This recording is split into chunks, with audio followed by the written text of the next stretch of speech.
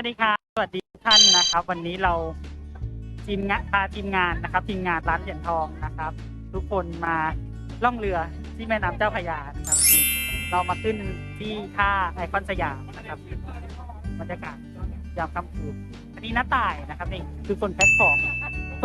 ของเรานะครับอันนี้คือเบื้องหลังโกดังนะครับขนส่งของเรานะเดี๋ยวกลับไปแบกเดี๋ยวกลับไปพอจบจากงานนี้เดี๋ยวเราไปเร่งส่งของให้ต่อนะครับแล้วก็นี่ทีมงานของเรานั่งรอเดี๋ยวเราให้ดูบรรยากาศนะครับบรรยากาศตอนรอบๆตอนนี้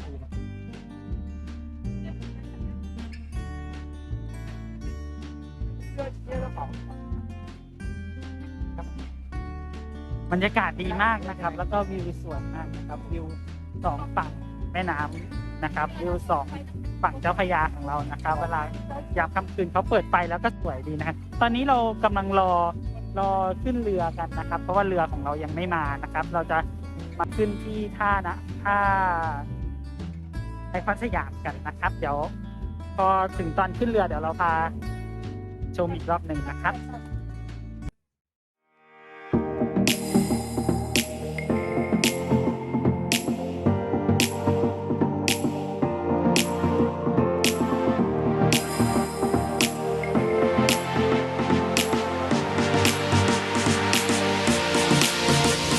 เดี๋ยวเรามาสัมภาษณ์ทีมงานรอกันนะครับก่อนเรือจะมาอันนี้คือพี่รัตนะทุกคนจำพี่รัตได้ไหมพี่รัตเอาแมสออกดิ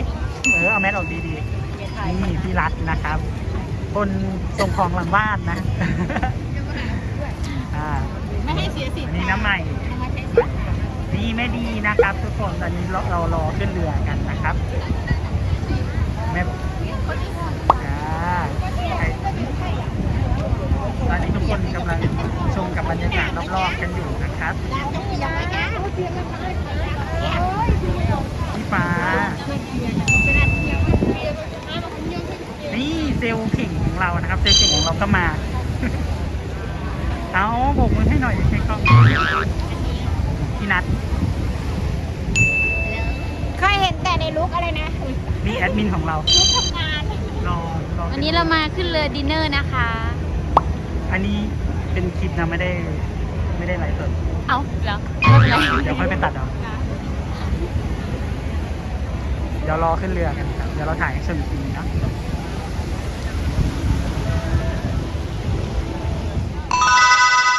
สวัสดีทุกคนนะครับวันนี้เมื่อกี้ต่อจากคลิปที่แล้วนะครับเมื่อกี้เรานั่งรอเรือกันอยู่นะครับที่เรือที่เราจะไปนะครับลูกค้าวันนี้เรามากินเลี้ยงปีใหม่กันนะครับกินเลี้ยงปี2022นะครับเป็น2023เรายังไม่ได้กินเลยเดี๋ยวเราพาไปขึ้นเรือนะครับ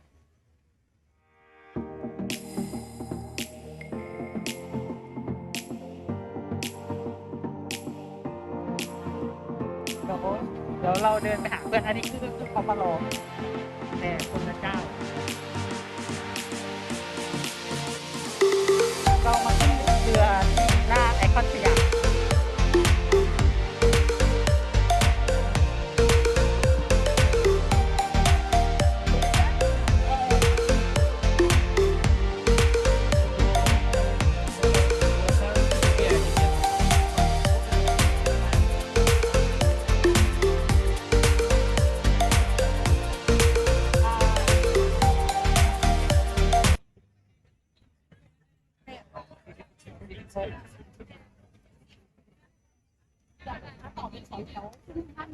ได้อันนี้พี่เขามารอ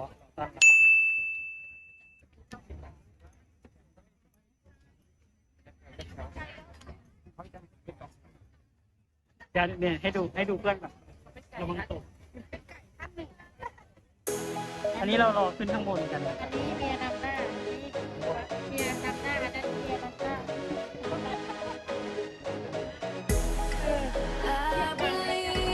คนเยอะมาก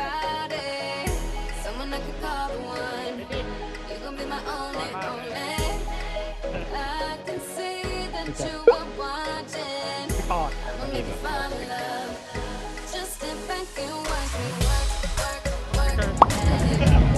ตอนนี้เรา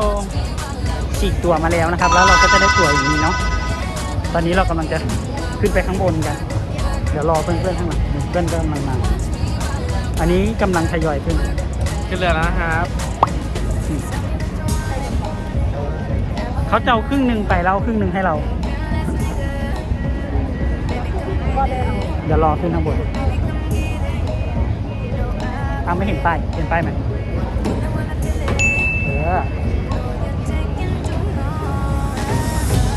เดี๋ยวบอก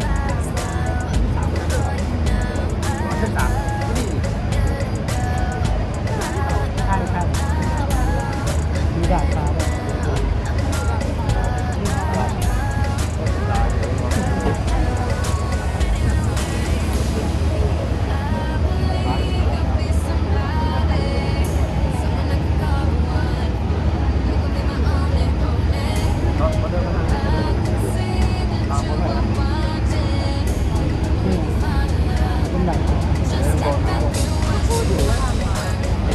ย่างบุกมือหน่อย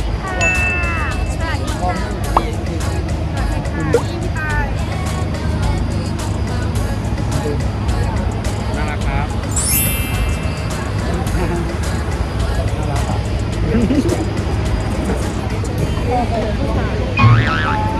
เราเข้ามาในเรือกันแล้วนะ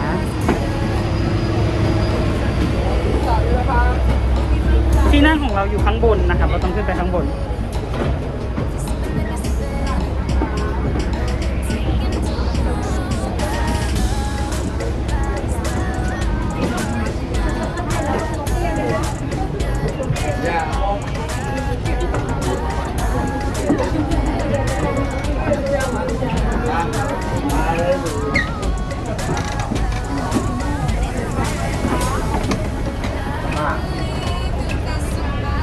ของเราอยู่ชั้นข้างบนนะยังไม่ถึงนะพี่กดคอนได้ป่ะให้ดูข้างบนดาดฟ้าเราอยู่ข้างบนเลย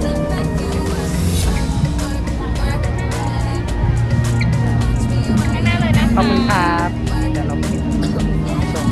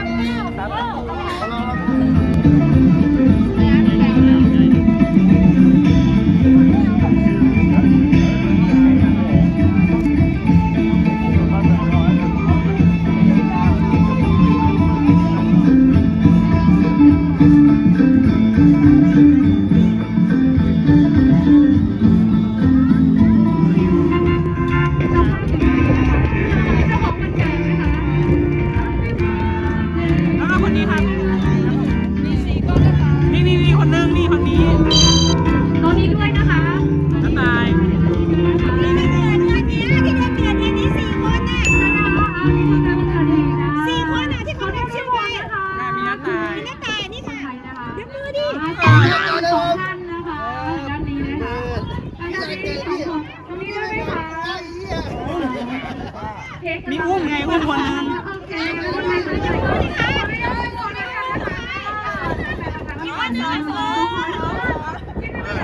อุ้มกับเนยนี่คนนึง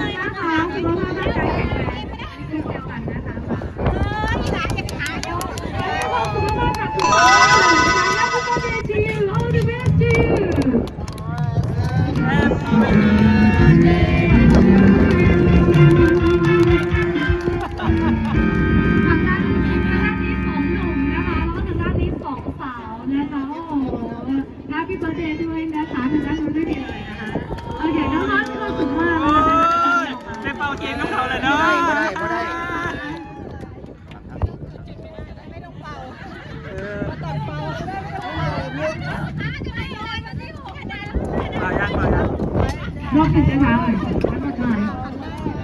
ทางด้านนี้หรือเปล่าไม่ได้หรอกมันถึงไม่ได้ลงนี่ไงได้เป่าเค้กน้ำเขาแล้ว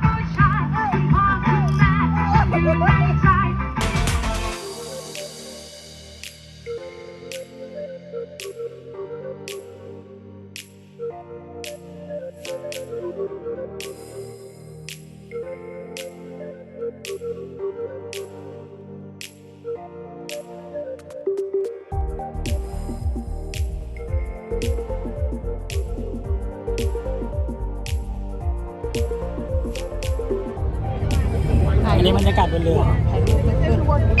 ไม่ได้ถ่ายรูปให้ดูบรรยากาศ กับข้าววันนี้เป็นยังไงอร่อยไหมหมดจานไปแล้ว